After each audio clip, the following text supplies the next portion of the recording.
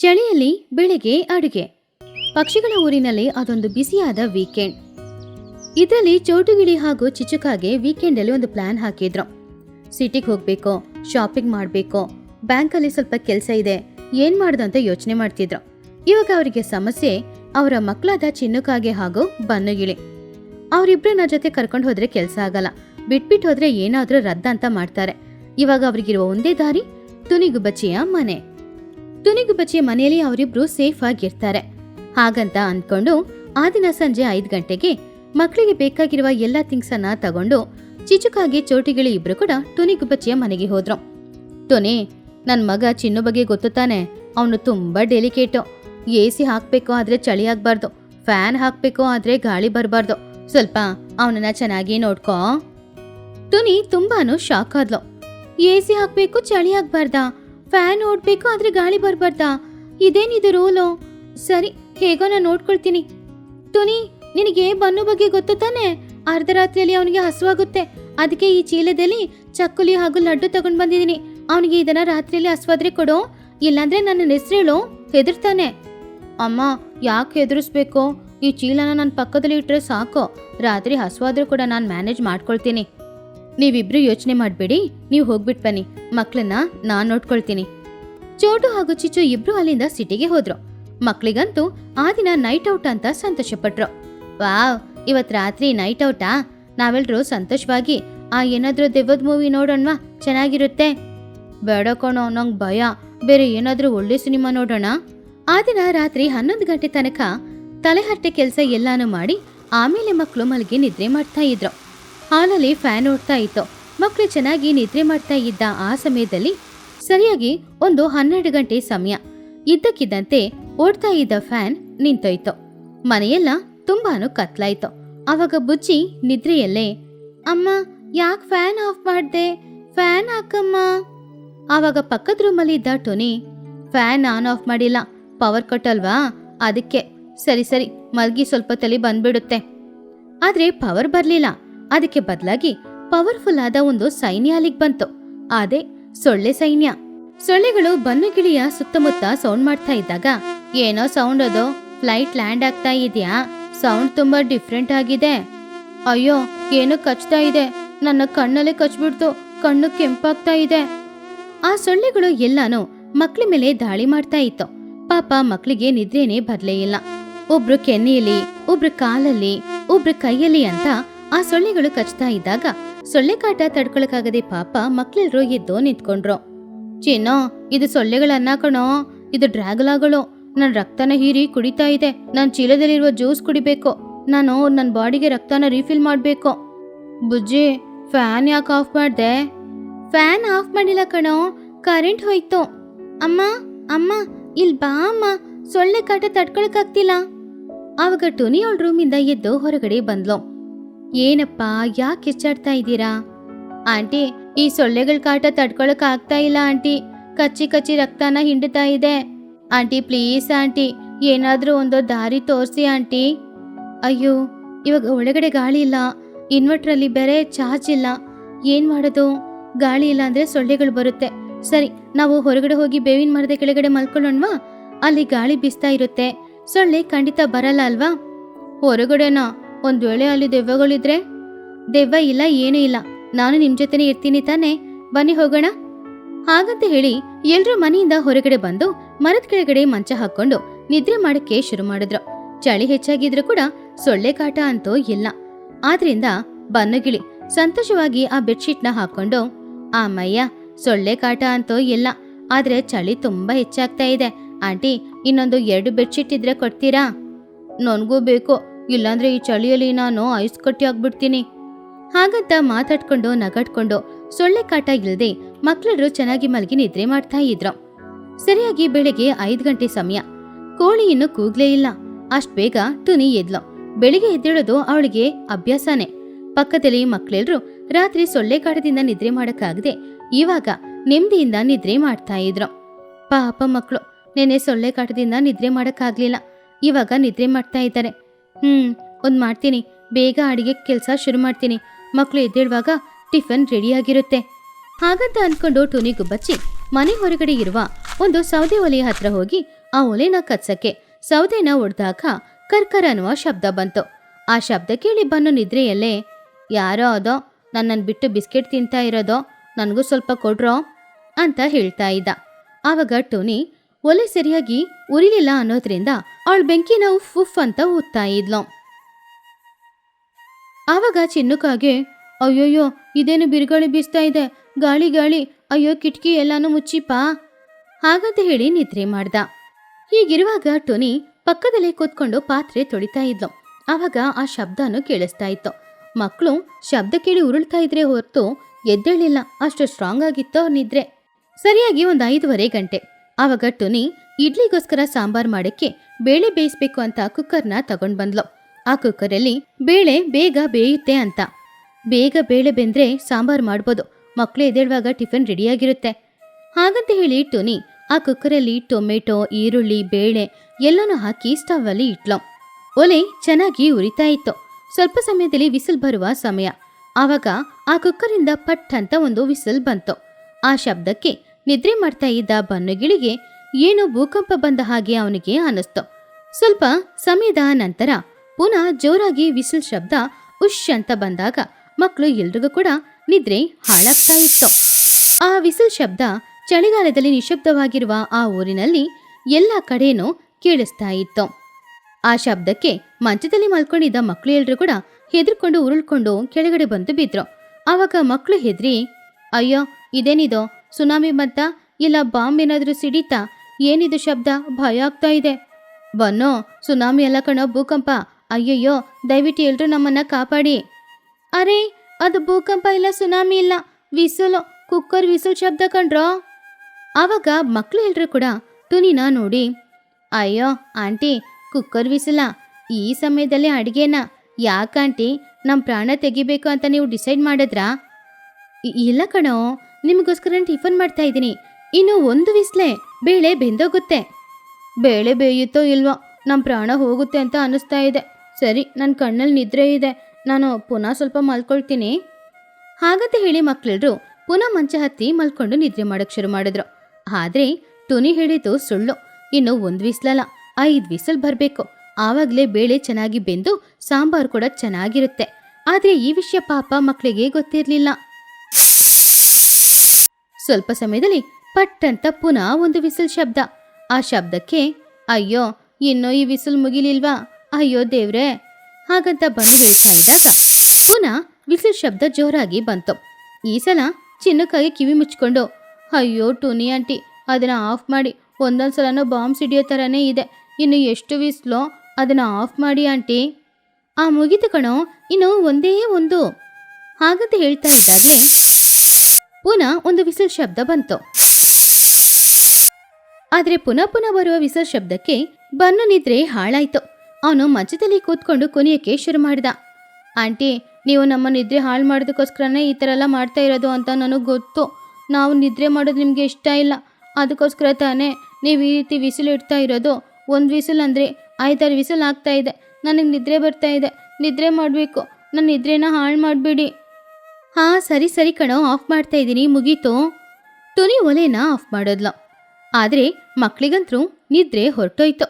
ಆದ್ರಿಂದ ಬುಜ್ಜಿಗುಬ್ಬಚ್ಚಿ ಎದ್ದು ಕೂತ್ಕೊಂಡು ಅವ್ರ ಫ್ರೆಂಡ್ಸ್ ಹತ್ರ ಬನ್ರೋ, ಇನ್ನು ಎಲ್ಲಿ ನಿದ್ರೆ ಮಾಡೋದು, ಗಂಟೆ 6 ಆಯ್ತಲ್ವಾ, ಸ್ನಾನ ಮಾಡಿ ಸ್ಕೂಲಿಗೆ ಹೊರಡೋಣ.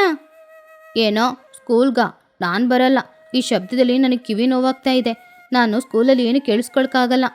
ನಾನು ಕೂಡ ಬರಲ್ಲ, ನನಗೂ ನಿದ್ರೆ ಬರ್ತಾ ಇದೆ, ಚೆನ್ನಾಗಿ ನಿದ್ರೆ ಮಾಡ್ತೀನಿ. ಹಾಗೆ ಮಕ್ಕಳು ಮಾತಾಡ್ತಾ ಇದ್ದಾಗಲೇ ಬಿಸಿ ಬಿಸಿಯಾದ ಇಡ್ಲಿ ಹಾಗೂ ಸಾಂಬಾರ್ನ ಟುನಿ ತಗೊಂಡು ಹೊರಗಡೆ ಇಟ್ಲು. ಅದರ ಪರಿಮಳ ನೋಡಿದಾಗ ಬನ್ನು ಸಂತೋಷದಿಂದ ಆಹಾ ಬಿಸಿ ಬಿಸಿ ಇಡ್ಲಿನ ಆಂಟಿ, ಪಕ್ಕದಲ್ಲಿ ಯಾರೋ ನನ್ನ ನಿದ್ರೆನ ಹಾಳು ಮಾಡ್ದ ಆ ಬೇಳೆ ತಾನೆ, ಪರವಾಗಿಲ್ವೇ ಬೇಳೆ ಸಾರನ್ನ ನೀವು ಇಷ್ಟು ಚೆನ್ನಾಗಿ ಮಾಡ್ತೀರಾ ಆಂಟಿ? ಹೌದು ಚೆನ್ನಾಗಿ ಮಾಡಿದ್ದೀನಿ, ನಿಮಗೋಸ್ಕರನೇ. ಬೇಗ ಎದ್ದು ಹೋಗಿ ಸ್ನಾನ ಮಾಡಿ ಬನ್ನಿ, ನಾನು ಇಡ್ಲಿ ಕೊಡ್ತೀನಿ, ತಿಂದ್ಬಿಟ್ಟು ಬ್ಯಾಗ್ ಹಾಕೊಂಡು ಎಲ್ರೂ ಸ್ಕೂಲಿಗೆ ಹೊರಡಿ. ಆವಾಗ ಬನ್ನು ಆ ಸಾಂಬಾರನ್ನ ನೋಡಿ ಆಂಟಿ ನೀವು ಇಷ್ಟು ಚೆನ್ನಾಗಿ ಸಾಂಬಾರು ಮಾಡ್ತೀರಾ ಅಂತ ಗೊತ್ತಿದ್ದಿದ್ರೆ ನಾನು 10 ವಿಸಿಲ್ ಬಂದಿದ್ರು ಕೂಡ ಏನೂ ಹೇಳ್ತಾ ಇರಲಿಲ್ಲ. ನಾಳೆನೇ ಇದೇ ರೀತಿ ಸಾಂಬಾರು ಮಾಡಿಕೊಡಿ, ಬನ್ರೋ ನಾವು ಹೋಗಿ ಬೇಗ ಸ್ನಾನ ಮಾಡೋಣ. ಹಾಗಂತ ಹೇಳಿ ಮಕ್ಕಳೆಲ್ಲರೂ ಕೂಡ ಸ್ನಾನ ಮಾಡೋದಕ್ಕೋಸ್ಕರ ಬಾವಿಯ ಹತ್ತಿರ ಹೋದ್ರು. ಸ್ವಲ್ಪ ಸಮಯದಲ್ಲಿ ಸ್ನಾನ ಮಾಡಿ ಮಕ್ಳೆಲ್ಲರೂ ತಿನ್ನೋದಕ್ಕೋಸ್ಕರ ಬಂದು ಕೂತ್ರು. ಆವಾಗ ಬನ್ನುಗಿಳಿ ಆ ಇಡ್ಲಿನ ತಿಂದು ಟುನಿ ಹತ್ರ, ಆಂಟಿ ನಿಜವಾಗ್ಲೂ ಸಾಂಬಾರ್ ತುಂಬ ಚೆನ್ನಾಗಿದೆ, ನನಗೆ ದಿನ ಇದೇ ಮಾಡಿಕೊಡಿ, ನಾನು ಇಲ್ಲೇ ಮಲ್ಕೊಳ್ತೀನಿ. ಸೊಳ್ಳೆ ಕಚ್ಚಿದ್ರೂ ಪರವಾಗಿಲ್ಲ, ಚಳಿ ಜಾಸ್ತಿ ಆದರೂ ಪರವಾಗಿಲ್ಲ, ಕುಕ್ಕರ್ ವಿಸಿಲ್ ಹೊಡೆದ್ರೂ ಪರವಾಗಿಲ್ಲ, ನನಗೆ ಇದೇ ಸಾರು ಮಾಡಿಕೊಡ್ತೀರಾ? ನನಗಂತೂ ಬೇಡ, ನಾನು ಇಲ್ಲಿರಲ್ಲ, ನಮ್ಮಮ್ಮನ ಮನೆಗೇನೋ ಹೋಗ್ತೀನಿ, ಅಲ್ಲಿ ನನ್ನ ನಿದ್ರೆ ಹಾಳಾಗಲ್ಲ. ಹಾಗೆ ಮಕ್ಕಳೆಲ್ಲರೂ ಬಿಸಿ ಬಿಸಿ ಇಡ್ಲಿನ ತಿಂದು ಸ್ಕೂಲಿಗೆ ಮನೆಯಿಂದ ಹೊರಟೋದ್ರು. ಮಕ್ಕಳನ್ನ ಕಳಿಸಿ ಟುನಿಗುಬ್ಬಚ್ಚಿ, ಅಮ್ಮಯ್ಯ ಮಕ್ಕಳು ಹೊರಟೋದ್ರು, ಇವತ್ತು ನಾನು ಸ್ವಲ್ಪ ಹೊತ್ತು ನಿದ್ರೆ ಮಾಡಬೇಕು. ಬೆಳಿಗ್ಗೆ ವಿಸಿಲ್ ಶಬ್ದದಲ್ಲಿ ನನಗೆ ಹಾರ್ಟ್ ಅಟ್ಯಾಕ್ ಬಂತು. ರಾತ್ರಿ ಪವರ್ ಕಟ್ಟು, ಪವರ್ಫುಲ್ ಆದ ಸೊಳ್ಳೆಗಳ ಸೈನ್ಯ, ಬೆಳಿಗ್ಗೆ ಕುಕ್ಕರ್ ವಿಸಿಲ್ ಶಬ್ದ, ಇದೆಲ್ಲಾನು ಸೇರಿ ಆ ದಿನ ರಾತ್ರಿನ ಮಕ್ಕಳು ಅವರ ಜೀವನದಲ್ಲಿ ಮರೆಯಕ್ಕೆ ಆಗದೆ ಇರುವ ಒಂದು ರಾತ್ರಿಯಾಗಿ ಉಳಿದೋಯ್ತು. ಈ ಕಥೆಯಲ್ಲಿರುವ ನೀತಿ ಏನು ಅಂದ್ರೆ, ನಿದ್ದೆ ಮಾಡ್ತಾ ಇರೋರನ್ನ ಎಬ್ಸಕ್ಕೆ ಅಲಾರ್ಮ್ ಶಬ್ದ ಬೇಕು ಅಂತ ಅವಶ್ಯಕತೆ ಇಲ್ಲ, ಕುಕ್ಕರ್ ವಿಸಿಲ್ ಶಬ್ದನೇ ಸಾಕು. ಚಳಿಯಲ್ಲಿ ಸೋಮಾರಿ ಕುಟುಂಬ. ಪಕ್ಷಿಗಳ ಊರಿನಲ್ಲಿ ಟುನಿ ಹಾಗೂ ಬುಜ್ಜಿಯ ಕುಟುಂಬವನ್ನ ಸೋಮಾರಿ ಕುಟುಂಬ ಅಂತ ಕರಿತಾ ಇದ್ರು. ಯಾಕಂದ್ರೆ ಅವರು ಎಷ್ಟು ಸೋಮಾರಿಗಳು ಅಂದ್ರೆ, ಅವರನ್ನ ಇರುವೆ ಕಚ್ಚಿದ್ರು ಕೂಡ ಅದನ್ನ ಹೊಡೆದು ಸಾಯಿಸೋದನ್ನ ಬಿಟ್ಟು ಹೋದ್ರೆ ಹೋಗ್ಲಿ ಅಂತ ಹೇಳ್ತಾ ಇದ್ರು. ಯಾವಾಗ್ಲೂ ತುಂಬಾನೇ ಆಕ್ಟಿವ್ ಆಗಿರುವ ಬನ್ನುಗಿಳಿ ಅವರ ಜೊತೆ ಸೇರಿ ಹೇಗೆ ಹಾಳಾಗ್ ಹೋದ. ಹಾಗೇನೆ ಒಂದಿನ ರಾತ್ರಿಯ ಸಮಯ ಅವರೆಲ್ಲರೂ ಮನೆ ಹೊರಗಡೆ ಚಳಿಯಲ್ಲಿ ಮಲಗಿ ಏನೇನೋ ಅವಸ್ಥೆ ಪಟ್ರು ಅನ್ನೋದೇ ಈ ಕತೆ. ಒಂದಿನ ಟುನಿಗುಬ್ಬಚ್ಚಿಯ ಮನೆಯ ಅಂಗಳದಲ್ಲಿದ್ದ ಒಂದು ಬೇವಿನ ಮರದ ಕೆಳಗಡೆ 3 ಮಂಚಗಳನ್ನ ಹಾಕಿದ್ರು. ಅಲ್ಲಿ ಟುನಿಗುಬ್ಬಚ್ಚಿ, ಬುಜ್ಜಿಗುಬ್ಬಚ್ಚಿ, ಬನ್ನುಗಿಳಿ ಕೂತ್ಕೊಂಡಿದ್ರು. ಅವರ ಮುಂದ್ಗಡೆ ದೊಡ್ಡ ದೊಡ್ಡ 3 ಎಲೆಗಳು ಇತ್ತು. ಅದರಲ್ಲಿ ಬೆಟ್ಟದ ತರ ಅನ್ನ, ಒಂದು ಬಕೆಟ್ ಅಲ್ಲಿ ಸಾರು, 10 ತರದ ಪಲ್ಯಗಳು ಇತ್ತು. ಆದ್ರೆ ಅದೆಲ್ಲಾನು ಖಾಲಿ ಆಯ್ತು. ಆದ್ರೆ ತಿಂದು ಬನ್ನುಗಿಳಿಯ ಹೊಟ್ಟೆ ಕಲ್ಲಂಗಡಿ ಹಣ್ಣು ತರ ಬದಲಾಗಿತ್ತು. ಟುನಿಗುಬ್ಬಚ್ಚಿ ಊಟ ತಿಂದು ಎದ್ದೇಳಕ್ಕೆ ಅವಳಿಂದ ಆಗ್ಲಿಲ್ಲ. ಎಲೆನ ಕೂಡ ತೆಗೆಯಕ್ಕೆ ಸೋಮಾರಿತನ ಅಡ್ಡಿ ಬಂತು. ಬುಜ್ಜಿ, ಈ ದಿನ ಅಡುಗೆ ಚೆನ್ನಾಗೇ ಆಗಿದೆ, ಆದ್ರೆ ಊಟ ಮಾಡಿ ಆದ್ಮೇಲೆ ಎದ್ದು ಕೈ ತೊಳಿಬೇಕಲ್ಲ, ಅದೇ ಬೇಜಾರಾದ ಸಂಗತಿ. ಯಾರಾದ್ರೂ ಬಂದು ನನ್ ಕೈಗೆ ಕೂತಲ್ಲೇ ನೀರು ಇದ್ರೆ ಎಷ್ಟ್ ಚೆನ್ನಾಗಿರುತ್ತೆ. ಬುಜ್ಜಿ ತಕ್ಷಣ ಹಿಂದೆ ಇರುವ ಮಂಚದಲ್ಲಿ ಮಲಗಿ, ಅಮ್ಮ ನಿಜನೇ ಅಮ್ಮ, ಊಟ ಮಾಡಿ ಆದ್ಮೇಲೆ ಆ ಕಡೆ ಈ ಕಡೆ ಅಲಗಾಡ್ಬಾರ್ದು. ಅಲಗಾಡಿದ್ರೆ ಹೊಟ್ಟೆಯಲ್ಲಿರುವ ಊಟ ಆ ಕಡೆ ಈ ಕಡೆ ಡಿಸ್ಟರ್ಬ್ ಆಗುತ್ತೆ, ಅದರಿಂದ ನಮಗೆ ತೊಂದರೆ ಕೂಡ ಆಗುತ್ತೆ. ಸೈನ್ಸ್ ಪ್ರಕಾರ ನಾವು ಊಟ ಮಾಡಿ ಆದ್ಮೇಲೆ ಒಂದೇ ಕಡೆನೆ ಕುತ್ಕೋಬೇಕು. ಬನ್ನು ಕೊನೆಯದಾಗಿ ಅಲ್ಲಿದ್ದ ಸ್ವೀಟ್ ನ ಬಾಯಲ್ಲಿ ಹಾಕೊಂಡು ಸಂತೋಷದಿಂದ, ಟುನಿಯಮ್ಮ, ನಿಮ್ಮ ಅಡುಗೆ ಅದ್ಭುತ. ಆಹಾ, ಓಹೋ, ಎಷ್ಟೊಂದ್ ಚೆನ್ನಾಗಿ ಅಡಿಗೆ ಮಾಡಿದೀರಾ. ಬದ್ನೆಕಾಯಿ ಸಾರು, ಪಲ್ಯ, ಆ ಸಾಂಬಾರು, ಆಹಾ ಅಮೃತದಂಗಿದೆ. ನನ್ನ ಹೊಟ್ಟೆ ಒಳ್ಳೆ ಟ್ಯಾಂಕಿಯಾಗಿ ತಿಂದು ತುಂಬಿ ಹೋಗಿದೆ. ನನ್ನ ಎದ್ದೇಳು ಅಂತ ಯಾರಾದ್ರೂ ಹೇಳಿದ್ರೆ ಅವ್ರ ಮೇಲೆ ಕೇಸ್ ಹಾಕ್ಬಿಡ್ತೀನಿ, ನಂಗಾಗಲ್ಲ. ಏ ಬನ್ನು, ನೀನು ನಮ್ ಮನೆಗೆ ಬಂದು ಒಳ್ಳೆ ಕೆಲ್ಸ ಮಾಡಿದೀಯ. ಒಬ್ರಿಗೆ ಅಡಿಗೆ ಮಾಡೋದು ಅಂದ್ರೆ ನಮಗೂ ಕೂಡ ಬೇಜಾರು. ಯಾರಾದ್ರೂ ಮನೆಯಲ್ಲಿದ್ರೆ ಅವ್ರಿಗೋಸ್ಕರ ಆದ್ರೂ ಅಡಿಗೆ ಮಾಡ್ಬೇಕಲ್ವಾ? ಸರಿ, ಅಂದ ಹಾಗೆ ನೋಡು, ಆ ಮಂಚದ ಮೇಲೆ ನಿನ್ಗೆಲ್ಲ ಹಾಸಿದೀನಿ, ಅಲ್ಲೋಗ್ ಮಲ್ಕೋ. ಇವಾಗ ಮಲ್ಕೊಳ್ಳೋದ್ ಬಿಟ್ರೆ ಬೇರೆ ಕೆಲ್ಸನೇ ಇಲ್ಲ. ಇವಾಗ ಭೂಕಂಪ ಬಂದ್ರು ಕೂಡ ನನ್ನ ಈ ಮಂಚದಿಂದ ಎಬ್ಸಕ್ಕಾಗಲ್ಲ. ಯಾಕೆಂದ್ರೆ ನಾನ್ ಚೆನ್ನಾಗಿ ತಿಂದು ಆರಾಮವಾಗಿ ಮಲ್ಗಿದೀನಿ. ನಾವು ಊಟ ಮಾಡಿದ ಎಲೆನ ಯಾರಮ್ಮ ತೆಗಿತಾರೆ? ಅದು ಗಾಳಿಯ ಕೆಲ್ಸ, ಪ್ರಕೃತಿಯ ಕೆಲ್ಸ. ಪ್ರಕೃತಿ ಸರಿಯಾದ ಸಮಯಕ್ಕೆ ಮಾಡುತ್ತೆ. ನಾವಿವಾಗ ಮಲ್ಕೊಳ್ಳೋಣ. ನಾವು ಮಧ್ಯದಲ್ಲಿ ತಲೆ ಹಾಕ್ಬಾರ್ದು. ಎಲ್ಲರೂ ಮಲ್ಕೊಳ್ಳಿ. ಹಾಗೆ ಎಲ್ರೂ ಚೆನ್ನಾಗಿ ಊಟ ಮಾಡಿ ಮಲಗಿ ನಿದ್ರೆ ಮಾಡಿದ್ರು. ಕುರ್ ಕುರ್ ಅಂತ ಗುರ್ಕೆ ಶಬ್ದ ಮಾತ್ರ ಕೇಳಿಸ್ತಿತ್ತು. ಹೀಗಿರುವಾಗ ಸಂಜೆ ಸಮಯ ಆಯ್ತು. ಆವಾಗ್ಲೇ ಚಳಿ ಅದರ ಪ್ರತಾಪ ಏನು ಅನ್ನೋದನ್ನ ತೋರ್ಸಕ್ಕೆ ಶುರು ಮಾಡಿತ್ತು. ತಂಪಾದ ಗಾಳಿ ಬೀಸ್ತಾ ಇತ್ತು. ಆದ್ರೆ ನಮ್ಮ ಸೋಮಾರಿ ಬ್ಯಾಚ್ಗೆ ಅದು ಏನು ಗೊತ್ತಾಗ್ಲೇ ಇಲ್ಲ. ಹೀಗಿರುವಾಗ ಲೂಸಿ ಪಾರಿವಾಳ ಹಾಗೂ ಕುಹುಬಾತು ಇಬ್ರು ಕೂಡ ಆ ಕಡೆ ಬಂದ್ರು. ಲೂಸಿ ಪಾರಿವಾಳ ಅವರನ್ನ ನೋಡಿ, ಏ ಕುಹು, ಇಲ್ಲಿ ನೋಡು, ಏನೋ ಯುದ್ಧ ಮಾಡಿ ಸತ್ತೋದ ಹಾಗೆ ಇವರು ಮಲ್ಕೊಂಡಿದ್ದಾರೆ. ಹೌದು, ನಿಜವಾಗ್ಲೂ ಇವರು ಜೀವಂತವಾಗಿದ್ದಾರಾ ಅಥವಾ ಸತ್ತೋಗಿದ್ದಾರಾ? ಇವರು ಬದುಕಿ ಇದ್ದಾರೆ. ಅಲ್ಲಿ ನೋಡು, ಆ ಬನ್ನು ಹೊಟ್ಟೆ ಹೇಗೆ ಮೇಲೆ ಕೆಳಗೆ ಅಲ್ಲಾಡ್ತಾ ಇದೆ. ಹೊಟ್ಟೆ ಒಳಗೆ ಚೆನ್ನಾಗಿ ಇಡ್ಲಿ ಸಾಂಬಾರೆಲ್ಲ ಹಾಕಿ ತಿಂದಿದ್ದಾರೆ. ಈ ಚಳಿಯಲ್ಲಿ ಇವರು ಹೇಗೆ ಹೊರಗೆ ಮಲಗಿದ್ದಾರೆ? ಹೌದು ಪಾಪ, ಕತ್ತಲಾಗ್ತಾ ಇದೆ. ಇವ್ರನ್ನ ನಾವು ಎಬ್ಸೋಣ, ಇಲ್ಲದಿದ್ರೆ ಈ ಮಂಜು ಬಿದ್ದು ಬಿದ್ದು ಐಸ್ ಕಲ್ಲುಗಳಾಗಿ ಬದಲಾಗ್ಬಿಡ್ತಾರೆ. ಇವ್ರನ್ನ ಎಬ್ಬಿಸೋಣ. ನನ್ನ ಧ್ವನಿಯ ಸಾಹಸವನ್ನು ಇವಾಗ ತೋರಿಸ್ತೀನಿ, ಎಲ್ಲರೂ ಕಿವಿ ಮುಚ್ಕೊಳ್ಳಿ. ಕುಹು ಬನ್ನು ಕಿವಿಯಲ್ಲಿ ಹೋಗಿ ಮೈಕ್ ಇಟ್ಕೊಂಡು ಕಿಚ್ಚು ತರ ಗಟ್ಟಿಯಾಗಿ quack quack quack quack quack quack quack. ಆ ಶಬ್ದ ಕೇಳಿದಾಗ ಬನ್ನುಗೆ ಸ್ವಲ್ಪ ಡಿಸ್ಟರ್ಬ್ ಆಗ್ತಾ ಇತ್ತು. ಆದ್ರೆ ಕಣ್ಣು ಕೂಡ ತೆರೆಯದೆ ಅವನು ನಿದ್ರೆಯಲ್ಲೇ, ಕ್ವಾಕ್ ಕ್ವಾ ಅಲ್ಲ, ಜಿಲೇಬಿ ಜಿಲೇಬಿ ತಗೊಂಬ. ಬೇಡ, ಕ್ವಾಲಿಟಿ ಚೆನ್ನಾಗಿಲ್ಲ. ಸಾಂಬಾರ್ ಹಾಕು. ಲೂಸಿ ಅದನ್ನ ನೋಡಿ ಆಶ್ಚರ್ಯದಿಂದ, ಅಯ್ಯೋ ಸರಿಯಾದವ್ರು ಇವ್ರು. ಇವರಿಗೆ ಯಾವಾಗ ನೋಡಿದ್ರು ತಿನ್ನದೇ ಹುಚ್ಚು. ನನ್ನ ಗೆಳತಿಯ ಧ್ವನಿಯನ್ನು ಕೇಳಿ ಜಿಲೇಬಿ ಪ್ಯಾಕೆಟ್ ಅನ್ಕೊಂಡಿದ್ದಾರಾ? ಇದು ಜಿಲೇಬಿ ಪ್ಯಾಕೆಟ್ ಅಲ್ಲ, ಇದು ಸಂಜೆ. ತನ್ನ ಧ್ವನಿಗೆ ಅವಮಾನ ಮಾಡ್ತೀರಾ? ಇರಿ ಇರಿ, ನಾನ್ ಬಂದು ನಿಮ್ ಮೂಗ್ನ ಕಚ್ತೀನಿ. ಆವಾಗ ಬುಜ್ಜಿಗೂ ಬಚ್ಚಿ, ನಮ್ಮ ನಿದ್ರೆನ ನೀವು ಡಿಸ್ಟರ್ಬ್ ಮಾಡ್ತಾ ಇದ್ದೀರಾ. ಅಮ್ಮ, ಗಾಳಿ ಬರ್ತಾ ಇದೆ ಅಮ್ಮ, ಮೊದ್ಲು ಆ ಬಾಗ್ಲ ಹಾಕಿ. ಏನು ಗಾಳಿನ? ಏ ಬುಜ್ಜಿ, ನೀವು ಹೊರಗಡೆ ಮಲ್ಕೊಂಡಿದ್ದೀರಾ, ಅದಕ್ಕೆ ನಿಮ್ನ ಎಬ್ಸಕ್ಕೆ ಬಂದಿದೀವಿ, ಎದ್ದೇಳಿ. ಕುಹು, ಲೂಸಿ, ನೀವಿಲ್ಲಿಂದ ಹೊರಡಿ. ನಮಗೆ ಏನ್ ತೊಂದ್ರೆ ಇಲ್ಲ. ನಾವು ಪ್ರಕೃತಿಯ ಚಿಕಿತ್ಸೆಯನ್ನು ತಗೊಳ್ತಾ ಇದ್ದೀವಿ.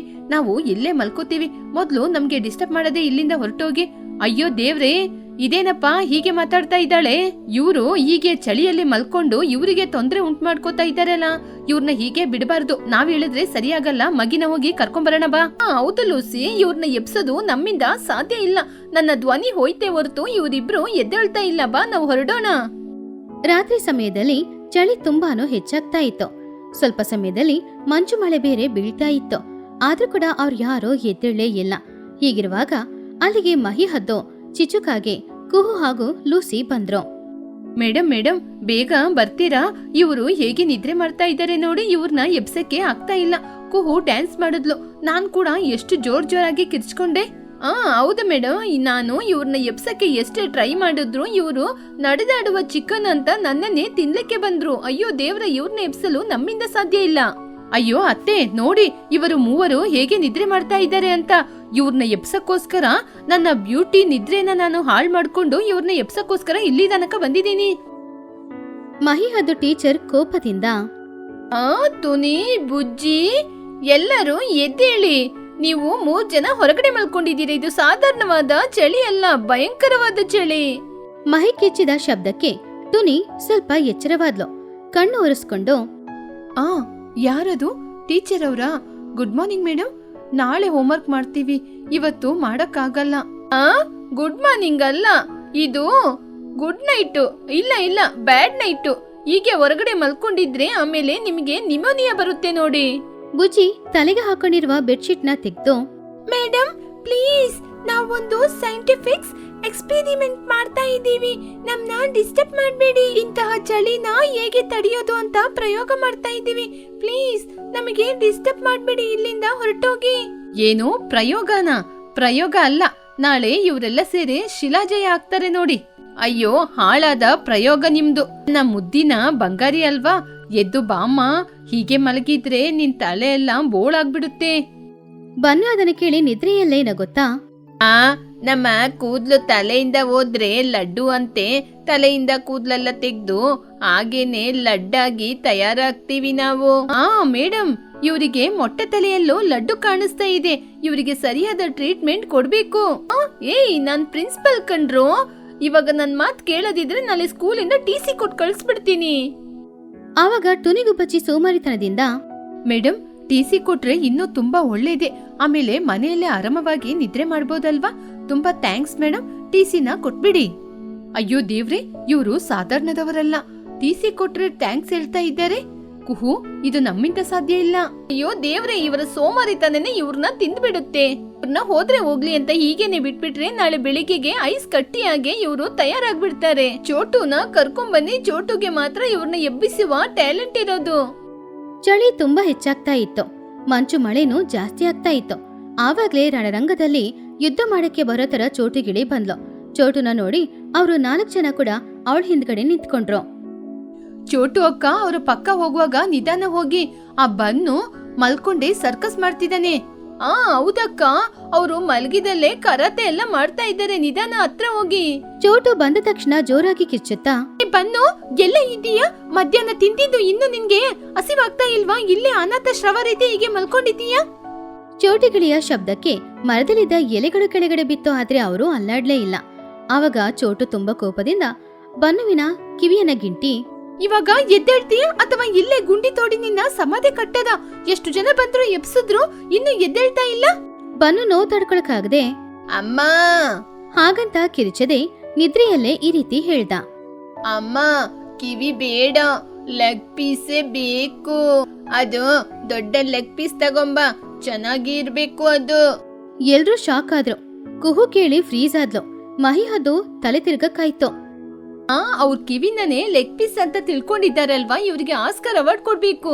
ಇರು, ನಿನ್ ಕೈಕಾಲ್ನ ಮುರಿತೀನಿ. ತುನಿ, ನೀನಾದ್ರೂ ಎದ್ದೇಳೆ, ನೀನ್ ದೊಡ್ಡವಳು ತಾನೆ, ನೀನ್ ಚಿಕ್ಕವರಿಗೆ ಬುದ್ಧಿ ಹೇಳ್ಬೇಕು, ನಿನಗೇನೆ ಬುದ್ಧಿ ಇಲ್ವಾ? ಟುನಿ ನಿದ್ರೆಯಲ್ಲೇ ಅವ್ರಿಗೆ ಉತ್ತರ ಕೊಟ್ಲು. ಚೋಟು, ಯಾಕೆ ನೀನ್ ಕಿರ್ಚಾಡ್ತಾ ಇದ್ದೀಯಾ? ನಾವು ಯೋಗನ ಮಾಡ್ತಾ ಇದ್ದೀವಿ, ಸವಾಸನವನ್ನು ಮಾಡ್ತಾ ಇದ್ದೀವಿ. ನೀನು ನಮ್ನ ಡಿಸ್ಟರ್ಬ್ ಮಾಡ್ಬೇಡ. ಏನು ಸವಾಸನನ? ಹೀಗೆ ಮಲ್ಕೊಂಡಿದ್ರೆ ನಿಜವಾದ ಶ್ರವನೇ ಆಗ್ಬಿಡ್ತೀರಾ. ಮರ್ಯಾದೆಗೆ ಎದ್ದೇಳ್ತೀರಾ ಇಲ್ವಾ ಇವಾಗ? ಚೋಟುಗಿಳಿ ಪಕ್ಕದಲ್ಲಿರುವ ಬಕೆಟ್ ನೀರನ್ನ ತಗೊಂಡ್ ಬಂದು ಅವ್ರ ಮೇಲೆ ಉಯ್ಬೇಕು ಅಂತ ಅಂದ್ಕೊಂಡ್ಲು. ಆದ್ರೆ -ಡಿಗ್ರಿಯಲ್ಲಿ ಇರೋದ್ರಿಂದ ಆ ಬಕೆಟ್ ನೀರು ಕೂಡ ಮಂಚಾಗಿ ಬದಲಾಗಿತ್ತು. ಅದನ್ನ ಅವ್ರ ಮೇಲೆ ಉಯ್ದಾಗ ಒಂದು ಹನಿ ನೀರು ಕೂಡ ಬೀಳಲೇ ಇಲ್ಲ. ಒಂದ್ ಪೀಸ್ ಮಾತ್ರ ಬನ್ನು ಹೊಟ್ಟೆಯಲ್ಲಿ ಬಿತ್ತು. ಅಯ್ಯೋ, ನೀರ್ ಕೂಡ ಗಟ್ಟಿ ಆಗ್ಬಿಡ್ತಾ? ಇವ್ರನ್ನ ಎಬ್ಸಕ್ಕೆ ಆ ಬ್ರಹ್ಮನಿಂದಲೂ ಸಾಧ್ಯವಿಲ್ಲ. ಬನ್ನು ಆ ಐಸ್ ಕ್ಯೂಬ್ ಬಿದ್ದಾಗ ಏನೋ ಬಿತ್ತು ಅಂತ ಅಂದ್ಕೊಂಡು, ಅಯ್ಯೋ, ಯಾರೋ ನನ್ನ ಹೊಟ್ಟೆ ಮೇಲೆ ಬಿರಿಯಾನಿ ಬಾಕ್ಸ್ ಇಟ್ಟಿದ್ದಾರೆ. ಬಿರಿಯಾನಿಯೇ ಅನ್ಕೋತೀನಿ, ಥ್ಯಾಂಕ್ಸ್ ಗಾಡ್. ಹಾಗಂತ ಹೇಳಿ ಆ ಐಸ್ ಕ್ಯೂಬ್ ನ ಗಟ್ಟಿಯಾಗಿ ಹಿಡ್ಕೊಂಡು ಮಲ್ಕೊಂಡ. ಇವ್ರೇನು ಈ ಐಸ್ ಕಟ್ಟಿನ ಕೂಡ ಬಿರಿಯಾನಿ ಅಂತ ತಿಳ್ಕೊಂಡು ಏನೇನೋ ಮಾತಾಡ್ತಾ ಇದ್ದಾರೆ. ಇವರು ಸಾಧಾರಣದವರೇ ಅಲ್ಲ. ಅಯ್ಯೋ ದೇವ್ರೆ, ಇವರ ಈ ತಿನ್ನುವ ತನವನ್ನು ನನ್ನಿಂದ ಏನು ಮಾಡಲು ಸಾಧ್ಯವಿಲ್ಲ. ಐಸ್ ಕಟ್ಟಿಯನ್ನು ಕೂಡ ಬಿರಿಯಾನಿ ಅಂತ ತಿಳ್ಕೊಂಡಿದ್ದಾರಲ್ವಾ? ಚೋಟು, ಕೂಲ್ ಚೋಟು, ಇವರು ಸಾಧಾರಣವಾದ ಸೋಂಬೇರಿಗಳಲ್ಲ, ಇವರು ಭಯಂಕರವಾದ ಸೋಂಬೇರಿಗಳ. ದೇವ್ರೆ ಬಂದ್ರು ಕೂಡ ಇವ್ರನ್ನ ಎಬ್ಸಕ್ಕಾಗಲ್ಲ. ಇವ್ರ ಮೇಲೆ ಇನ್ನಷ್ಟು 4 ಕಂಬಳಿನ ಹಾಕಿ ಹೋಗೋಣ. ಯಾಕೆಂದ್ರೆ ನಿದ್ರೆ ಮಾಡುವ ನೆಪದಲ್ಲಾದ್ರೂ ಬೆಳಿಗ್ಗೆ ತನಕ ಚೆನ್ನಾಗಿ ನಿದ್ರೆ ಮಾಡ್ತಾರಲ್ವಾ? ಮರುದಿನ ಬೆಳಗ್ಗೆ 10 ಗಂಟೆಯಾಗಿತ್ತು. ಸೂರ್ಯನು ಹೊರಗಡೆ ಬಂದು ಸುಮಾರು ಹೊತ್ತಾಯ್ತು. ಆದ್ರೆ ಇನ್ನೂ ನಮ್ಮ ಸೋಮಾರಿ ಬ್ಯಾಚ್ ನಿದ್ರೆ ಮಾಡ್ತಾನೇ ಇದ್ರು. ಆವಾಗ ಪಕ್ಷಿಗಳು ಎಲ್ರೂ ಕೂಡ ಅವರ ಹತ್ತಿರ ಬಂದ್ರು. 10 ಬೆಡ್ಶೀಟ್ ಹಾಕಿರೋದ್ರಿಂದ ಅವರು ಬಟ್ಟೆ ಉಂಡೆ ತರ ಕಾಣಿಸ್ತಾ ಇದ್ರು. ಆವಾಗ್ಲೇ ಬನ್ನುಗಿಳಿ ಮೇಲೆ ನಿದ್ರೆಯಿಂದ ಎಚ್ಚರವಾದ. ಬೆಳಿಗ್ಗೆ ಆಯ್ತಾ ಅಮ್ಮ ತುನಿ? ಬ್ರೇಕ್ಫಾಸ್ಟ್ ರೆಡಿ ಆಯ್ತಾ? ನಿನ್ನೆ ರಾತ್ರಿ ತಿಂದಿದ್ದು ಇನ್ನೂ ಜೀರ್ಣನೇ ಆಗಿಲ್ಲ. ಅದನ್ನು ಕೇಳಿ ಟುನಿಗೂ ಬಚ್ಚಿ, ಇಲ್ಲಿ ಬನ್ನು, ಯಾಕೆ ಅಷ್ಟು ಬೇಗ ಎದ್ದೇಳ್ಬೇಕು? ಸೂರ್ಯ ಇನ್ನೂ ನಡು ನೆತ್ತಿಗೆ ಬರ್ಲಿಲ್ಲ. ಇನ್ನು ಸ್ವಲ್ಪ ಹೊತ್ತು ನಿದ್ರೆ ಮಾಡೋಣ. ಆ ಕಂಬಳಿನ ಇನ್ನಷ್ಟು ಚೆನ್ನಾಗಿ ಓದ್ಕೋ. ಹೌದಮ್ಮ, ನಿನ್ನೆ ರಾತ್ರಿ ಸರಿಯಾಗಿ ನಿದ್ರೆ ಮಾಡಿಲ್ಲ. ಆ ಬಿಸಿಲಲ್ಲಿ ಮಲಗಿ ನಿದ್ರೆ ಮಾಡುವುದರಿಂದ ನನ್ನ ನಿದ್ರೆ ಪೂರ್ತಿಯಾಗಿ ಕಡಿಮೆ ಆಗುತ್ತೆ. ಅಲ್ಲಿದ್ದವರು ಎಲ್ರು ಇವ್ರು ಹೇಳಿದ ಮಾತನ್ನ ಕೇಳಿ ತಲೆ ಮೇಲೆ ಕೈ ಇಟ್ಕೊಂಡ್ರು.